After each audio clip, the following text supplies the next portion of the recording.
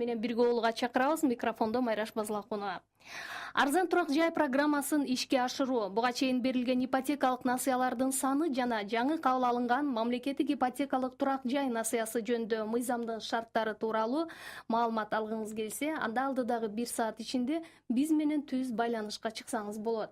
Ал үчүн сиз 68 06 06 телефон номерин териңиз. Мындан тышкары Facebook баракчабыз аркылуу дагы суроо жана пикирлерге орун беребиз. Биздин бүгүнкү студиянын мейманы мамлекеттик ипотекалык компаниянын төрагасы Бактыбек Шамкеев. Кош келипсиз, Бактыбек мырза, саламатсызбы? Саламатсыздар.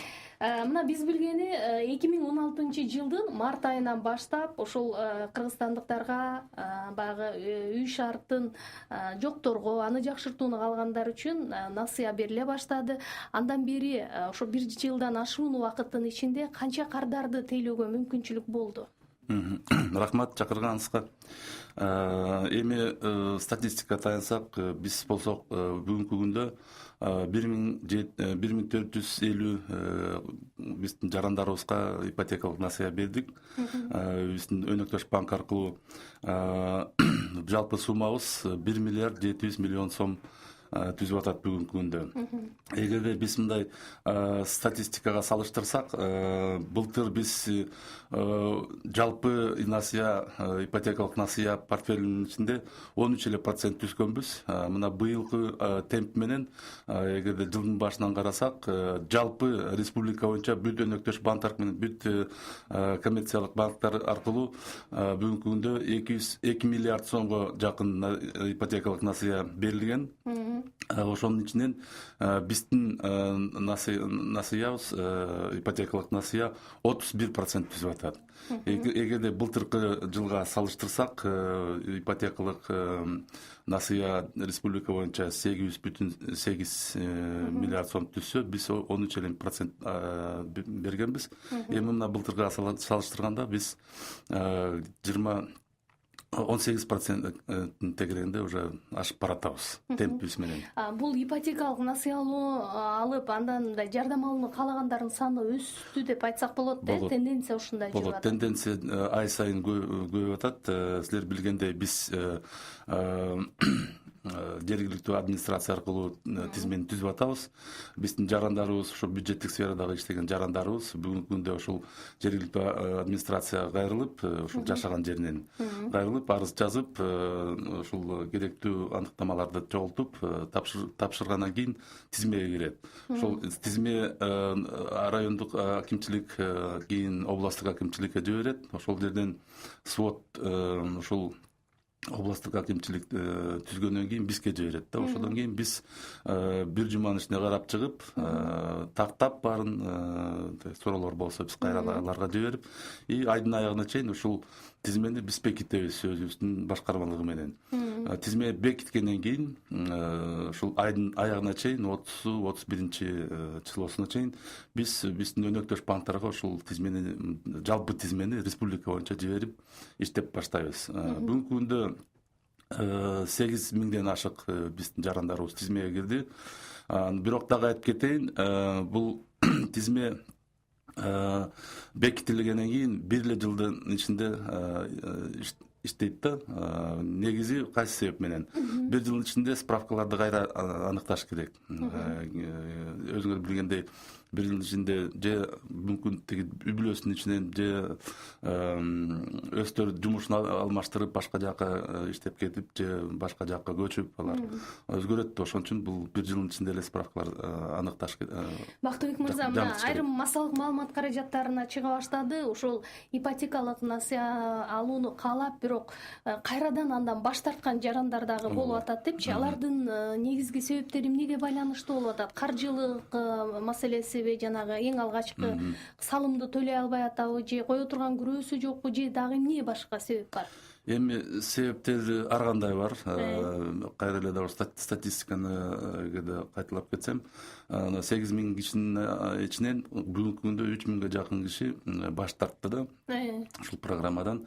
Негизги себептер бул же кийин өнөктөш банктар сөзсүз карайт да ошол аныктама справканы. Алар өздөрү дагы госрегистрге каралып аныктайт ушул үй бүлөдө барбы жокпу, ушул үй бүлөнүн мүчөлөрүндө да тиешелүү үйлөр барбы же жокпу, турак жайы.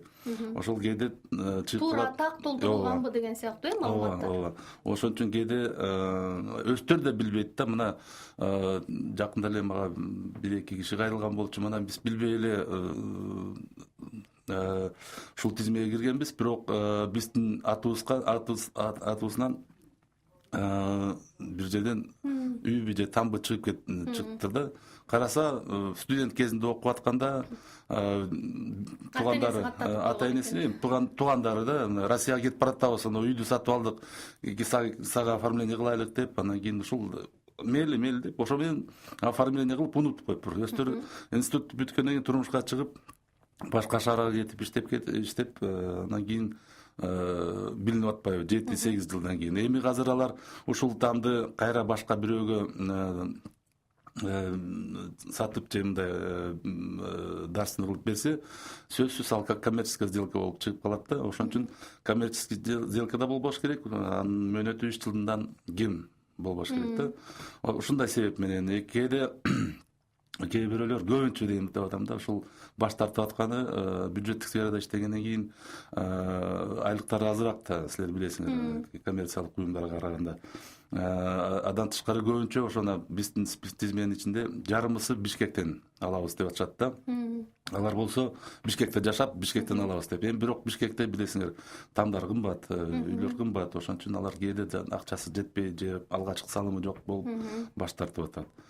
Кээ бирөөлөр региондордон арыз жазып, бирок биз мына Бишкектен алайык дедик эле, балдарыбыз окуп калды, ошол Бишкектен алсакпы же Оштон алсакпы деп биз мындайга жол бербейбиз. Өзүңөр билгендей, биздин негизги критерийибиз ушул жашаган жеринен эле тамга алганга уруксат беребиз.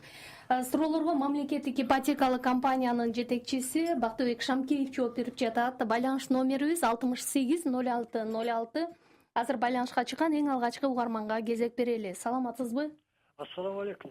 Угуп атабыз сизди. Кутман таңыштар менен нарындан чыгып жатам. Атым Убаш, урматтуу эфириң болобу. Мен эки суроом бар да. Жана ипотеканы сиздер жарандарга берип атканда 15 жылга деп процентин 10% менен берип атпайсыздарбы? Анан кийин ошондо үй бүлөдө деген кандай кирешелер бар, эмне кирешелер бар, эмне коюлат деген маселелер алынып калат деген эмелер жогорку кеңешке сунуштарды кирбеди беле? Ошол такталды беле? Анан ошол колдондубу?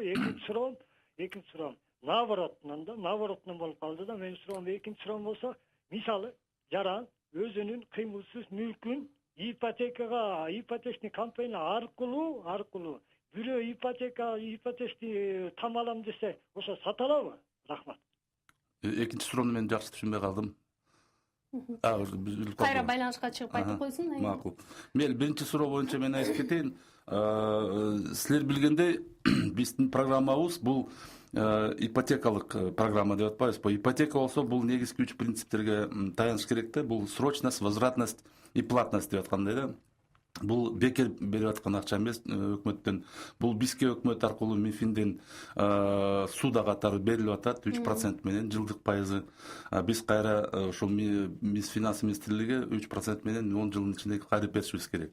Ошого карабастан биз 15 жылга чейин берип атабыз. Негизи биздин оюбуз ушул акчаны пайдаланып баштап, өзүбүздүн фонд капиталды көбөйтүп, кийин топтоп алып, кийин өзүбүз иштеп баштайбыз да. Башка жактан да биз башка булактардан да азыр каражат издегенге аракет жасап атабыз. Мына буюрса кийин айтып кетем ал жөнүндө да. Эми мына суроо боюнча эмнеге ошондой болуп атат да? Сөзсүз азыркы убакта силер билгендей, мен айтып кетпедимби, ошол ипотеканын кредиттин принциптери менен иштешип атабыз. Ошон үчүн банктар, биздин өнөктөш банктар өзүнүн банковский принциптер менен карагандан кийин сөзсүз ошого көңүл бурат да. Эгерде мына 1 миллион алам десе, сөзсүз ана ай сайын кийин төлөш керек да 15 жылдын ичинде. 10 000 сом болсо да айына ошол акчаны төлөп 15 жылдын ичинде кутулат да буюрса. Ошон үчүн кирешесин карайт. Эгерде ошол киреше аныкталбаса, анда ал кайсы себеп менен бере алат? Мына миллион сом сураса, айлыгы 8 миң болсо же 10 миң сом болсо, жалпы айлыгы деп атам да. Кийин ким үй бүлөсүнөн да арасынан да бирөө жарым иштесе дагы 5-6 миң же 20 миң жогу болсо, анда алардын кирешеси жетет. 50% кем болбош керек да, ушул төлөгөндө, ай сайын төлөгөндө ушул суммасы түзүш керек да. Ошон үчүн банктар ошого карайт. Адан тышкары мына силер айтып кеттиңер, берки залогкада уруксат берилет эле деп, аны да аныкташ керек да. Мына жөн эле келип, мына мен бир кором коюм бар, анан кийин текшерип келсе, тиги айыл өкмөттүн китебинде жазылган жок. Хозяйственный книгада аныкталган жок. Эч ким кошуналары тактап бере алган жок, что ошол кишинин бир коро кою бар. Көп болсо 1-2 эле кою бар, анан бирок айтат бир коро коюм. Ошон үчүн аны аныкташ керек да. Малы болобу, жери болобу, аныктама менен аныкталгандан кийин анан банктар өзүнүн эсебине алат да. Дагы угарманды угуп көрөлү, саламатсызбы? Угуп атабыз сизди. Экинчи суроомду кайталап Айта бериңиз. Мындай да, мисалы наоборотунан да жаран кыймылсыз мүлкүн өзүнүн не деп жатабыз тамын. Силердин компания аркылуу силерге клиенттер келип атпайбы ипотекага? О силер аркылуу ошо тамын сата алабы деп атам. Түшүндүк. Түшүндүк. Эми кандай десем, биздин жарандарыбыз, тизмеге кирген жарандарыбыз, алар өз ыктыяры менен тамды тандайт, өздөрү кийин чечим чыгарат, ушул там мага жарайт, жарабайбы. Биз аларга айта албайбыз, могу тандалгыла же бул тандалгыла. Бизге мына строительный компаниялар келип атат. Бүгүнкү күндө где-то бир 6-5-7 компания менен келишим түзгөнбүз. Алар өзүнүн информациясын бизге тактап берип турат. Ай сайын биз болсок ошол информацияны биздин сайтка чыгарып, азыр жарандарыбызга сунуштап атабыз да. Мына биздин компаниялар бар, ошол компанияларга карасаңар болот. Алардын 1 бөлмөлүү, 2 бөлмөлүү батирлер бар деп. Эми негизги критерийлери биздин алган үйлөргө 70 чарчы метр, 80 чарчы метрден батирлер ашпаш керек. Эгерде турак жай үй болсо, анда 150 чарчы метрден ашпаш керек. Ушундай талап коюп атабыз алып аткан үйлөргө.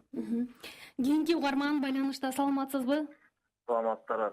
Кулак сизде, айта бериңиз. Мисалы, бир бөлмөлүү үй бар, ошону 3-4 комнаталуу чоңураак кылып чоңойтконго сиздер аркылуу алса болобу? Рахмат, жакшы суроо экен. Негизи ушул өзүнүн үйү бар, бирок аны кеңейтүү аракетин кантип көрсө болот? Бул программада камтылганбы? Камтылган. Биз аны айтып келе жатабыз башынан эле. Биз азыркы убакта 2 механизм менен иштешип жатабыз. Бул рефинансирование деген механизм, бул даяр тамды алып, бирок ким ушул биздин жарандарыбыз азыркы убакта приоритеттүү категорияга киргендер, булар такыр тамы жок же батири жок деген жарандарыбыз да. Эми бул биринчи механизм. Экинчи механизм турак жайды тамды куруу.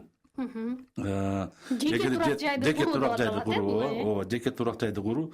Эгерде алардын ушул тамы жок болсо же батири жок болсо, турак жайы жок болсо, бирок жер тилкеси бар болсо, алар ушул жеке турак жайды куруу механизми менен кайрылса болот бизге. Бүгүнкү күндө 50-ге жакын жарандарыбыз ушул механизм менен кредит алды. Тамдарды салып атат, бирок транш менен берип атабыз. Биринчи транш пайдаланды тургузганга, экинчи транш дуал тургузганга, үчүнчү транш үстүн жапканга, төртүнчү транш отделкага. Бирок ар бир траншты кийин мониторинг кылып, эгерде акча туура пайдаланса, анда экинчи траншты беребиз да. Ушундай принциптер менен берип атабыз. Эми могу кеңейтүү боюнча бул үчүнчү механизмибиз, расширение имеющихся жилья деп аталат орусча.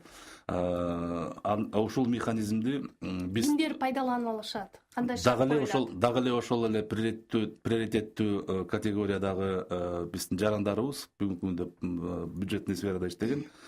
Бирок ушул категориядагы граждандар ушул механизм менен азыркы убакта биз МВК аркылуу иштеп атпайбызбы? Ведомстволук аралык комиссиянын чечими менен бүгүнкү күндө ушул комиссия аркылуу бизге пока уруксат бере элек. Уруксат бергенден кийин биз ушул башкача айтканда бул компонент иштей элек, иштей элек, бул механизм пока иштей элек, бирок даяр турат. Биз аны баарын даярдап койдук, процедураларын баарын жазып, расчетторун жүргүздүк. Эми буюрса эгерде уруксат берселер, биз аны баштайбыз. Бирок азыркы убакта өзүңөр билгендей биздин акчабыз, каражатыбыз ченемдүү, ошон үчүн ведомствоаралык комиссиянын мүчөлөрү пока чектеп турат.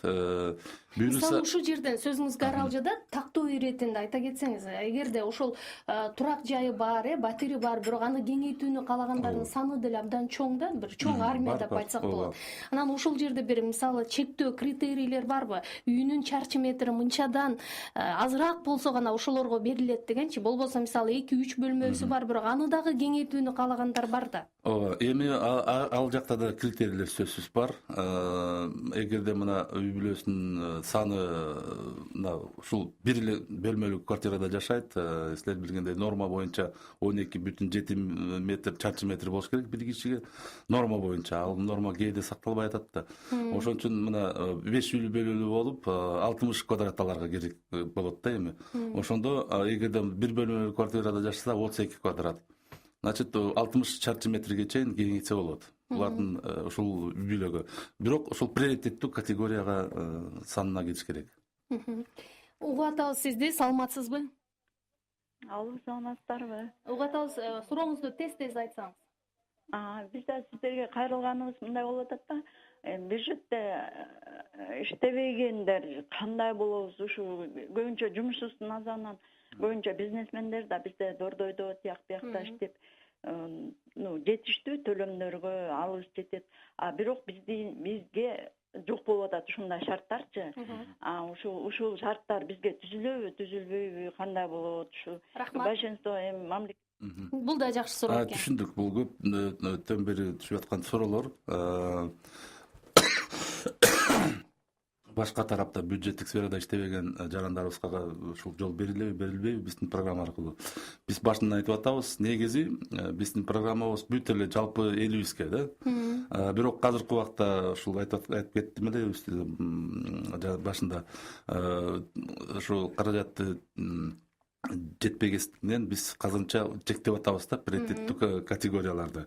Ошол бүгүнкү күндө бюджеттик сферада иштеген жарандарыбыз буюрса биз башка булактардан мына эми акча түшүп баштагандан кийин биз аны кеңейтебиз. Азыркы убакта жакын арада биз Германияга барып, ошол жерден келишимге кол коюп келгенбиз. Эми мына азыркы күндө биз финанс министрлиги менен жана биз ГИК аркылуу дагы келишим, ошонун негизинде жаңы келишим түзөбүз. Буюрса анын процедураларын баарын тактап жасагандан кийин ушул жылдын аягына чейин буюрса ушул акчаны пайдаланып баштайбыз да. Ошол проект боюнча биз башка сферада иштеген жарандарыбызга да эле жол беребиз деп оюбуз бар. Буюрса ушул жылдын аягына чейин эгерде ушул программа башталса биз баштайбыз. Ошол Германиядан келчү банкта өнүктүрүү банкы аркылуу келген жатат бул каражатты. Негизги суммасы канча? Анан аны грант катары аласыздарбы же насыя аркылуу келеби? Эми бул насыя эмес, бул грант катары биздин өкмөтүбүзгө берилип атат. Немис өкмөтүнүн атынан финанс министрлиги бизге капитал катары которот да. Негизги силер билгендей жыл сайын финанс министрлиги ушул биздин капиталыбызды 150 миллион сомго көбөйтүш керек да. Эми ушул пока маселени биз ушул грант аркылуу бүтүрөйүн деп атабыз. Буюрса мына ушул акчабыз, келген акчабыз капитал катары бизге кирет. Биз болсок аны негизги принциптери менен эле кайра иштеп берип баштайбыз. Бул өкмөткө бекер катары келсе да, бирок револьверный фонд катары ушул ипотекалык насыяга берилип атат да. Ушул ипотекалык насыяны көтөрүү Кыргызстанда.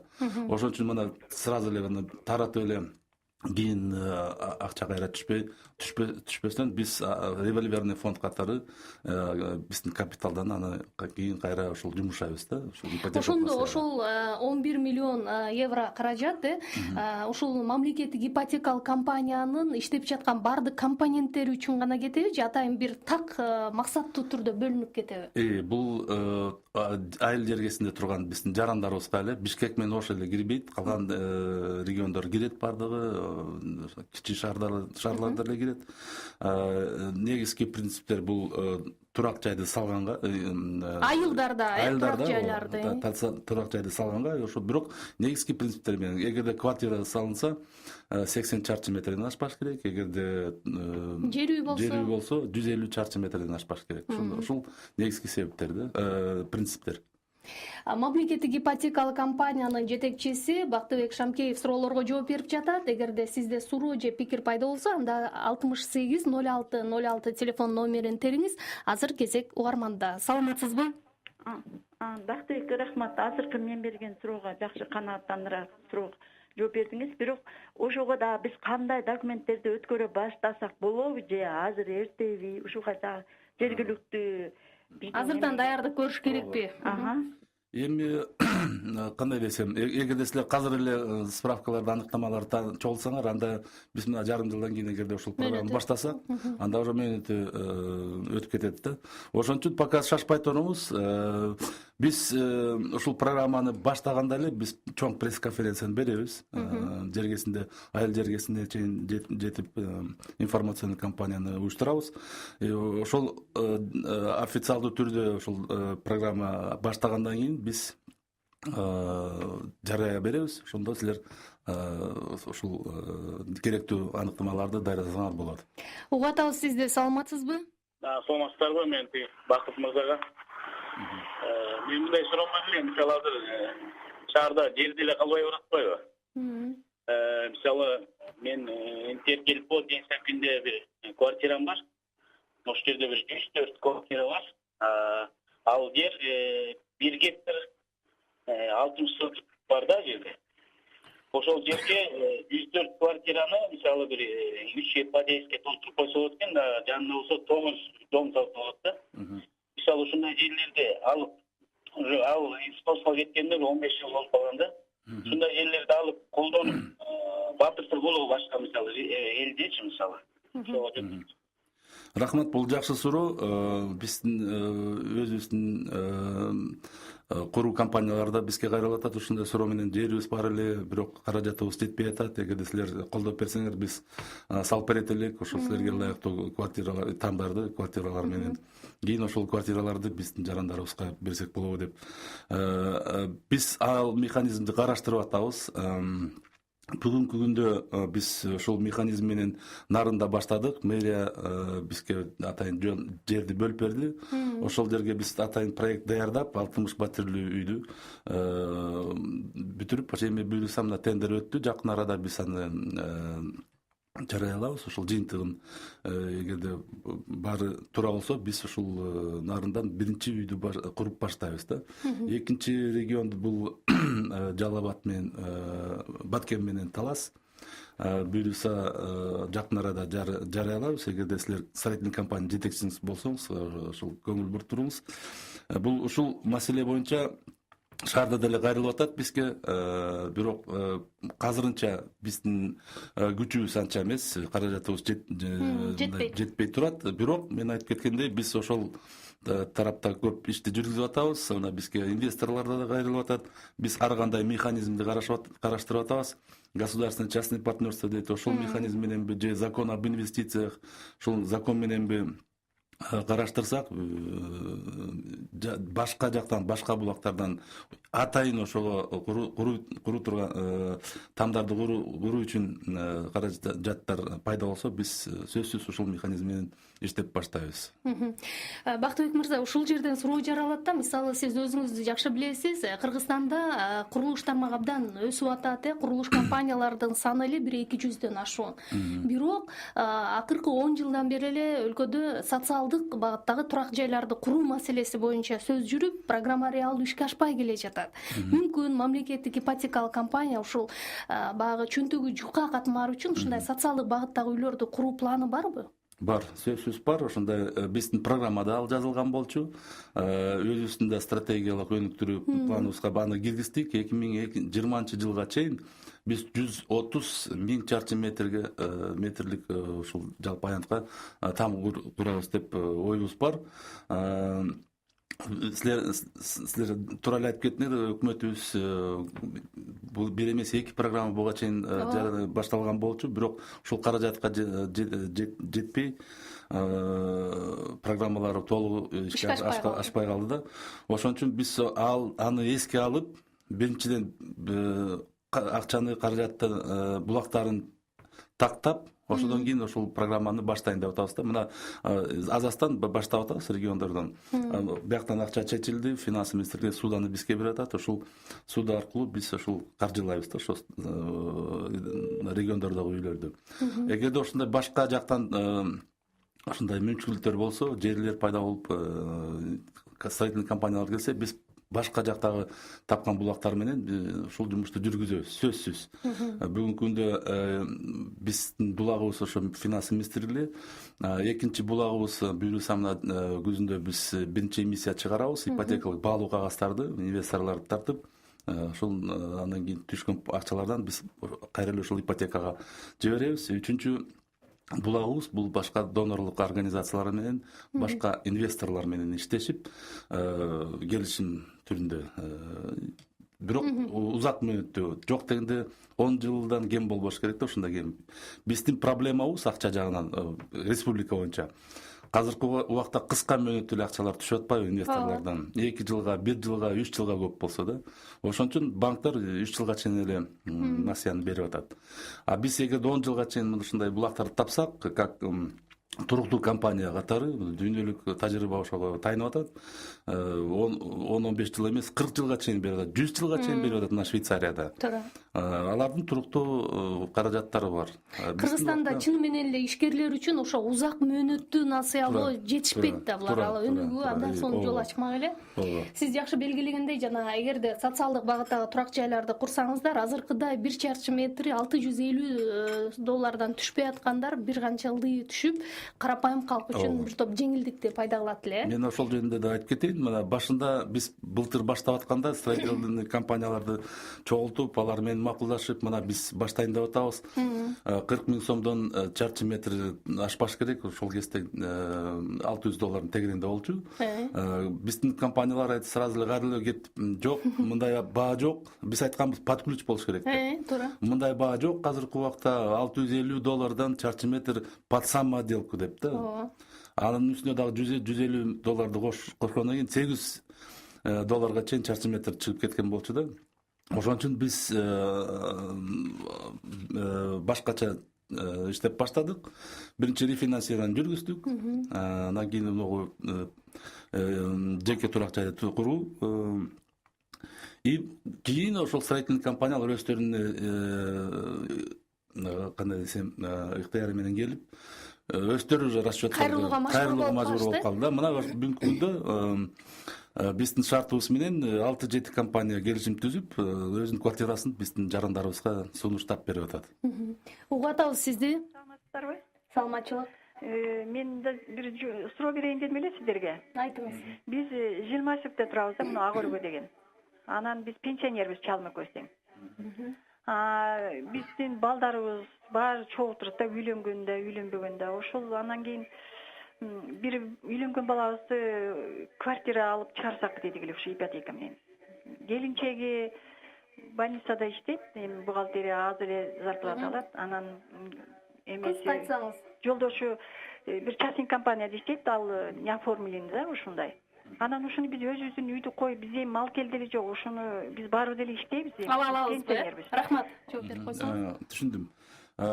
Силер билесиңер, азыркы күндө приоритеттүү категория бул бюджеттик сферада иштеген жарандарыбыз. Эгерде ошол сиздин балаңыздын келинчеги больницада иштесе, частный больница эмес, ушул өкмөттүк больницада иштесе, анда кайрылганга мүмкүнчүлүгү бар. Ушул алар эгерде өзүнчө турабыз десе, өзүнчө справка бериш керек да. мына үй бүлөсү менен мына биз жашап аткан жерибиз азыркы ата эне үйүбүздө жашап атабыз, бирок биз өзүнчө үй бүлөбүз деп ушундай справка берсеңер, анда сиз уже категорияга кирсеңер болот. Ушул арыз жазган келиниңиз как заявитель болуп чыгат, үй бүлөсү, күйөөсү, балдары менен ал как үй бүлөнүн мүчөлөрү, эгерде күйөөсү иштесе, коммерциялык структурада ал эсептелет да. Ушул жалпы кирешеге кирет. Суроолорго мамлекеттик ипотекалык компаниянын төрагасы Бактыбек Шамкеев жооп берип жатат. Байланыш номерибиз 680606, бирок бул номерди сиз кыска жаңылыктар топтомунан кийин терсеңиз болот. Мен сөздү кесиптешим Диналяна Жунушевага узатам. Рахмат, саламатсызбы? Премьер-министр Сооронбай Жээнбеков туристтик объектилердин санитардык абалына көзөмөлдү күчөтүүнү тапшырды. Аны менен бирге премьер-министр эс алуучулардын коопсуздугун камсыз кылуу боюнча системалуу иштерди жүргүзүүнү талап кылды.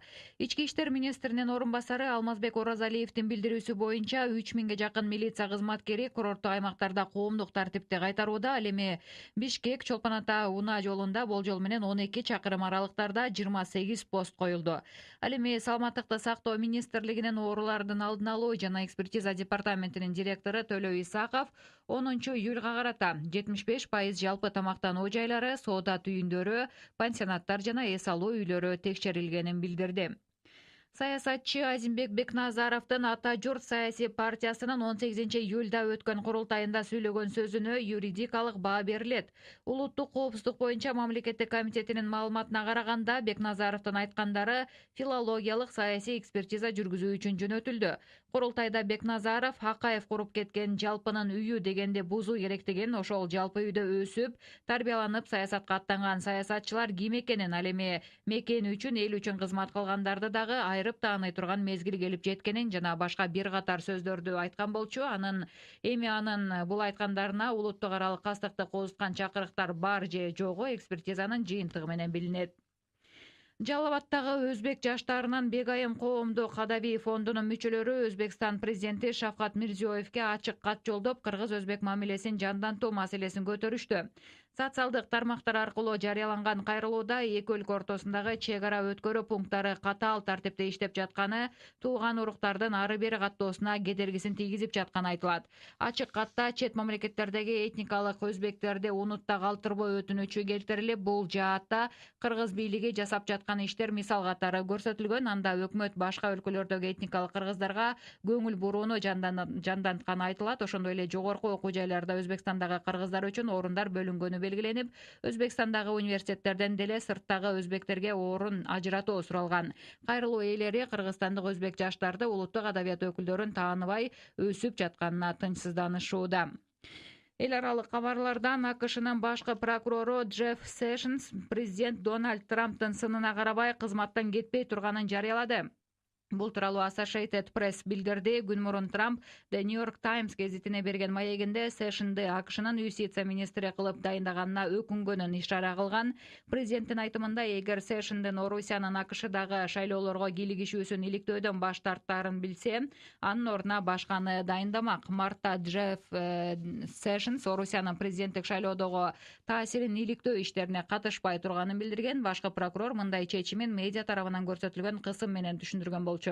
Америкалык массалык маалымат каражаттары аны шайлоо кампаниясы учурунда Орусия элчиси менен жолукканы тууралуу маалыматты жашырганы үчүн айыпташкан. Сэшнс Орусиянын АКШдагы элчиси Сергей Кисляков менен жолукканы ачыкка чыккандан кийин жаңжал чордонуна калган. Бирок башкы прокурор Сенат комитетинде Кремлдин өкүлдөрү менен кездешпегенин айтып келет.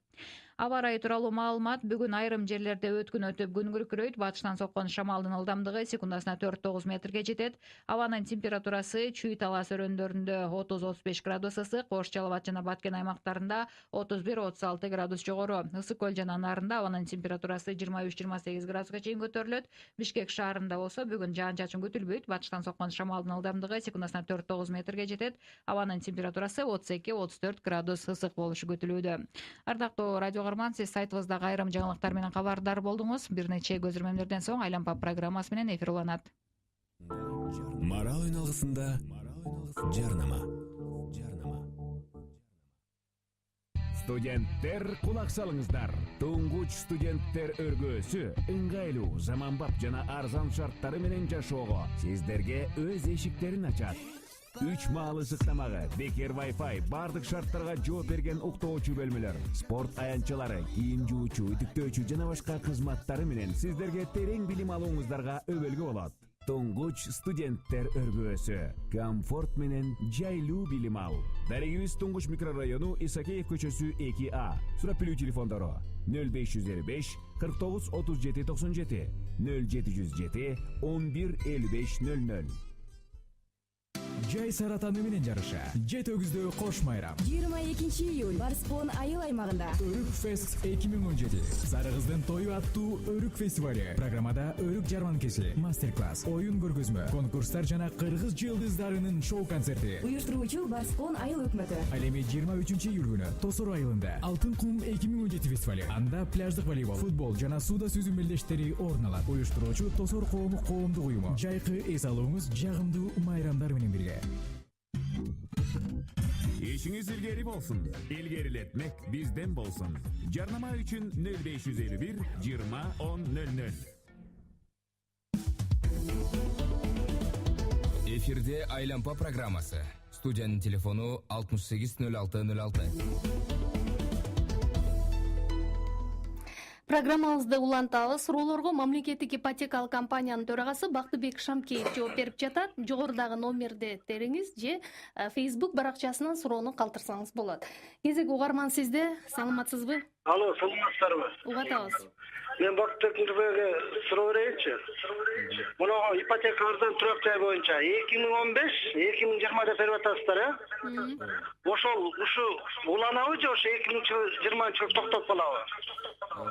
Сөзсүз уланат. Силер билгендей программалар мөөнөт менен чектелет. Ушул программа 2020 жылга чейин жеткиликтүү турак жай деп аталат. Буюрса кийин дагы ошого окшош программалар чыгат. Мына эгерде биз Россиянын тажрыйбасына таянсак же Казакстандын тажрыйбасына таянсак, мына Казакстандын ипотекалык компаниясы 16 жылдан бери иштеп атат, өзүнүн ишин алып барып атат. 7-чи ушул мамлекеттик программаны азыркы күндө аткарып атат да. Эң биринчи программа биздикинде эле аталган болчу, жеткиликтүү турак жай. Азыркы убакта региондорду өнүктүрүү деген Нурлуу жол деген программаны аткарып атат. Биз буюрса ушул жол менен барсак, ушул тажрыйбага таянсак, бир эмес ушул бир топ программаны ишке ашырабыз деп оюбуз бар. Угатабыз, саламатсызбы? Алло, саламатсыздарбы? Саламатчылык. Мен конокко мындай суроом бар эле, жана Бишкек шаарынанмын, атым Тамара. Эми жер Бишкекте курулуш үчүн жер деле жок деп атышпайбы? Бул 50-жылдары курулган эски Сталинка үйлөр бар да. Ошол экинин ордун алып уш жерге заңгырат эле үй салып ошол керектөөчүлөргө берсе болбойбу? Мисалы биз 2 этаж үйдө турабыз. Ал үйгө эми чоң ремонт керек. Бардык бирок коммуникация бар, шаардын центри десе деле болот, кичине чекерек жагы. Бирок эскирип бүттү дагы. Ооба, анан эми ага ремонтту жасай турган деле. Апа, рахмат, азыр жооп алам. Рахмат, мен жооп берейин ушул суроого. Азыркы силер айтып аткан маселеңиз бул жеке менчикке туура келген маселе. Азыркы убакта бүт эле ушул биздин квартираларыбыз мурунку Сталин убагында тургузган, Совет убагында тургузгандар, алар менчиктешкен, бардыгы эле менчик. Эгерде силер ушул өзүңөр турган тамыңардын ордуна там курам десеңер, анда силер инвестор караштырышыңар керек да. Ошондой инвесторлор азыр көп. Строительный компаниялар акча топтоп, биригип ушундай жерлерди сатып алгандан кийин өстөр салат, өстөр кийин сатат. Аны силер өзүңөр сүйлөшөсүңөр, жеке менчик болгондон кийин да. Биз аркылуу азыркы убакта ошо жергиликтүү мэриялар менен иштешип атабыз. Негизги ушул жылдын аягына чейин өзүнчө бир программа түзөйүн деп аракетибиз бар. Куруу боюнча ушундай бош калган жерлерди бар да, дагы ушу муниципалитетке караштуу.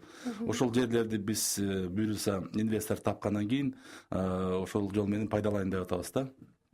Буюрса бул да жумуш ишке ашат. Биздин Facebook баракчабызга келген дагы бир топ суроолор бар, аларга көңүл бөлөлүчү. Бактыбек мырза дейт, ипотекалык компаниянын азыркы иши жаман эмес, бирок пайыздык чектерди мындан дагы бир аз болсо да бир 2%га чейин төмөндөтүүгө мүмкүнчүлүгүңөр барбы деп кайрылган. Биз ушул тарапта жумушту жүргүзүп атабыз. Биздин өкмөтүбүз да бир топ жумуштарды жүргүзүп атат. Силер билгендей, ушул үстөк пайыз бул кандай десем, азыркы күндө мыйзам чыкпады, 10% базовый болуш керек, бирок ошого ошол базовый процентке коэффициенттер кошулабы же наоборот алынабы деп дагы подзаконный акт катары кирген болчу.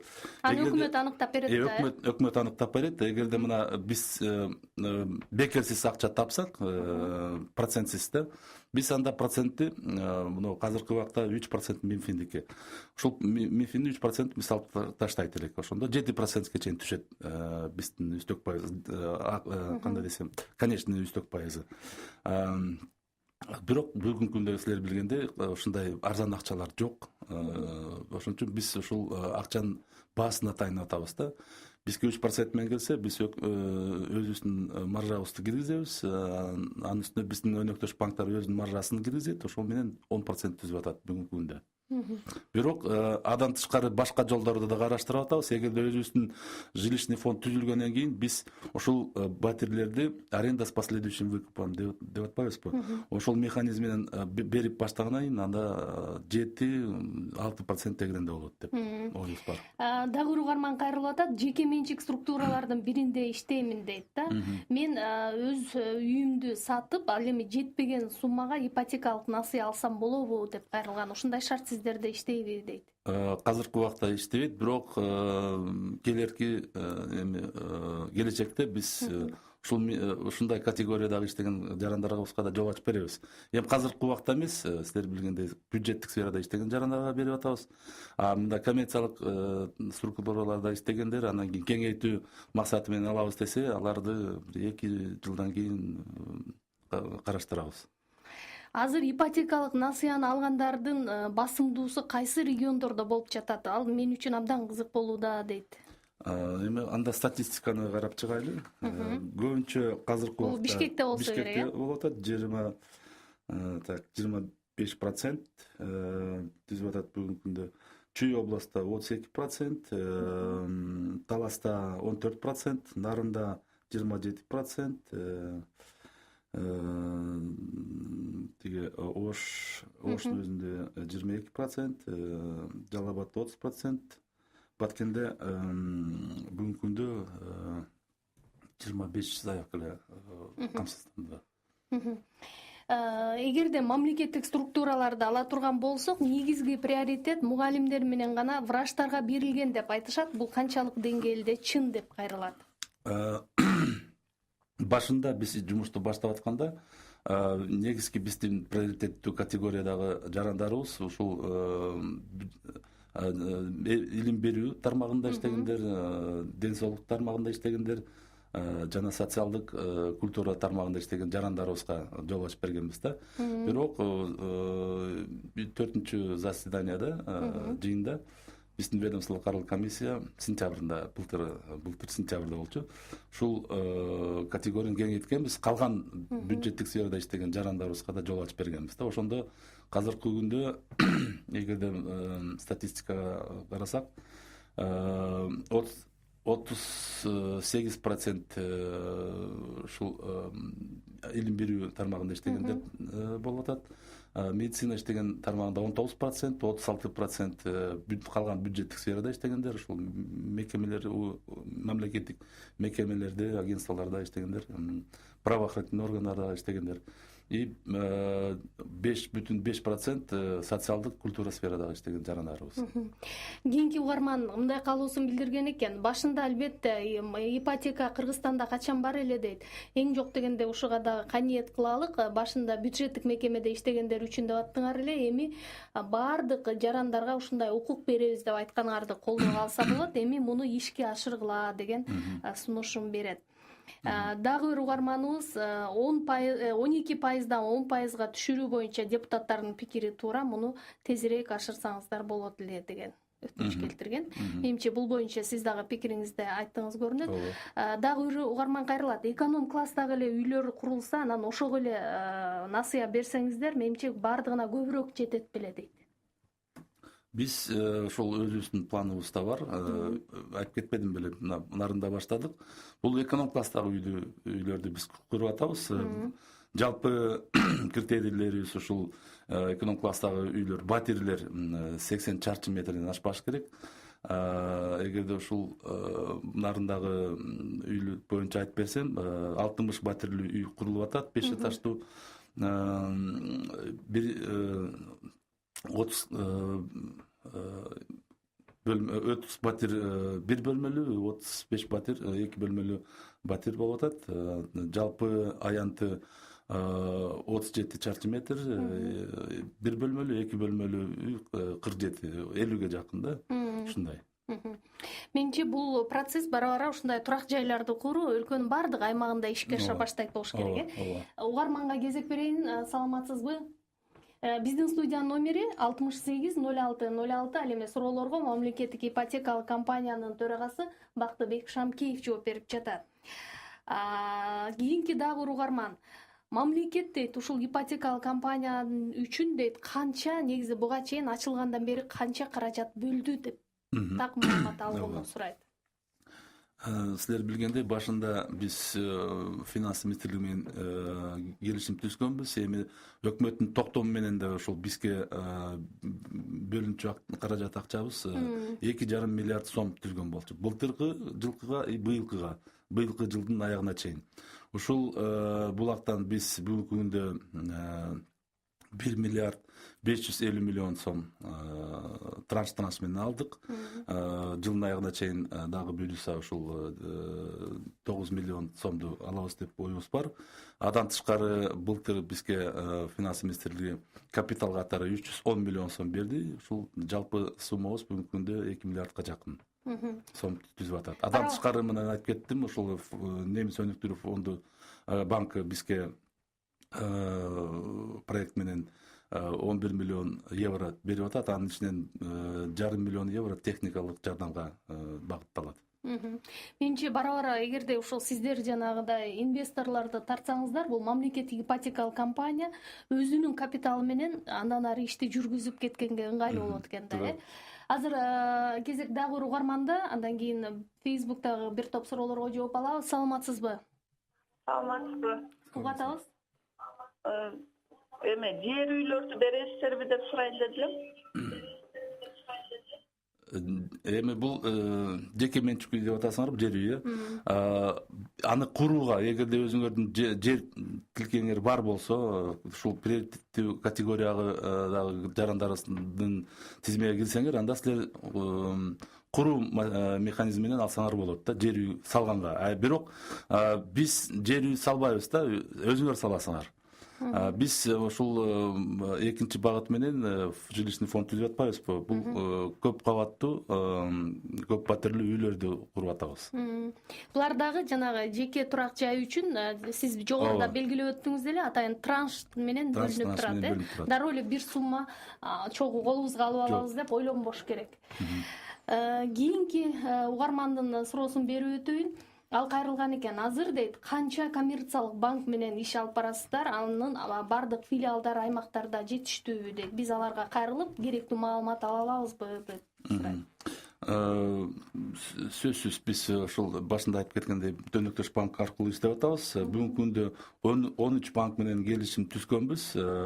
Эгерде айтып кетсем, Айыл банк менен, РСК банк менен, АКБ Кыргызстан, Компаньон банк, БТА банк, Капитал банк, Демир банк менен ушул сыяктуу банктар менен иштешип атабыз. Негизги критерийибиз болчу ушул банктардын филиалдары жергиликтүү жерлерде болуш керек да, региондордо. Казыркы убакта менин оюмча ушул Өнөктөш банк аркылуу биз ар бир аймакка чейин жеттик деп айтсак болот. Эң алгачкы документтерди толтуруу, топтоо жана башкалар үчүн жергиликтүү бийликке кайрылсак болотпу дейт. Адамдык ресурс аралашып кетпес бекен деп чочулаган.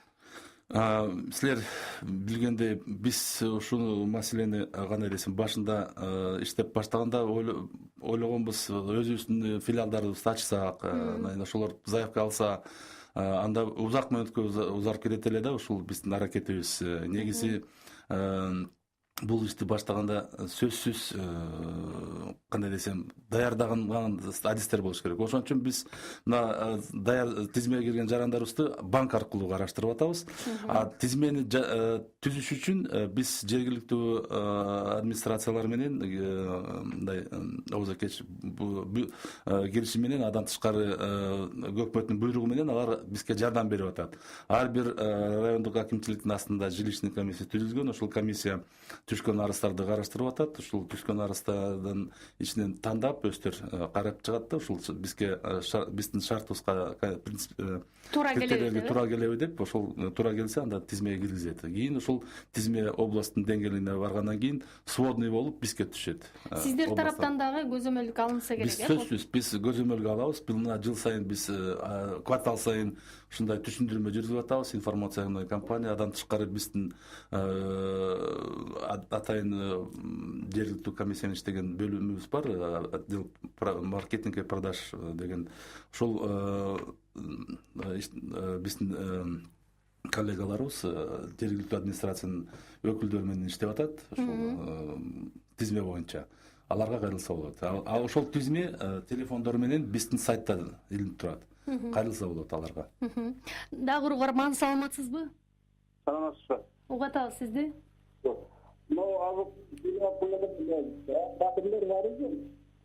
Кайсы районда келип атты? Шашпай, бир аз катуураак сүйлөсөңүз. Жок, азыр алынган батирлер бар экен, сатыла турган. Сатыла турган батирлер дейсизби? Ооба, биздин сайтка кайрылсаңыз, ошол жерде атайын колонка бар, биздин жарандарыбызга информация деп. Ошол жерде азыркы күндө биз 5-6 компания менен, куруу компания менен иштешип атабыз, келишим түзүп, алар болсо өзүнүн информациясын ушул сайтка ай сайын жаңыртып турат да. Бүгүнкү күндө бир топ квартиралар бар, сунуштап, кээ бирлер уже алынып калган. Бул жерде Бакыт мырза 2-3 угарманыбыз ошол суроону коюп атат да, өздүк салымыбыз канча пайызды түзүш керек, бирок ошо көбүбүз дейт, күрөөгө келгенде кыйналып жатабыз, мындай жеңилдиктер барбы, шарттарын түшүндүрүп берип койсоңуз. Башында биз баштап атканда дүйнөлүк тажрыйба боюнча 30%тен кем болбош керек өзүнүн алгачкы салымы. Биз аны өкмөттүк документу менен программага өзгөртүүлөрдү киргиздик. 10%тен кем болбош керек деп аныктаганбыз. Ошон үчүн ошого карата азыркы убакта ушул үстүк пайызда түзүлүп атат да аягында. Эгерде 10%тен 20%ке чейин алгачкы салым болсо, анда 12% менен берилет.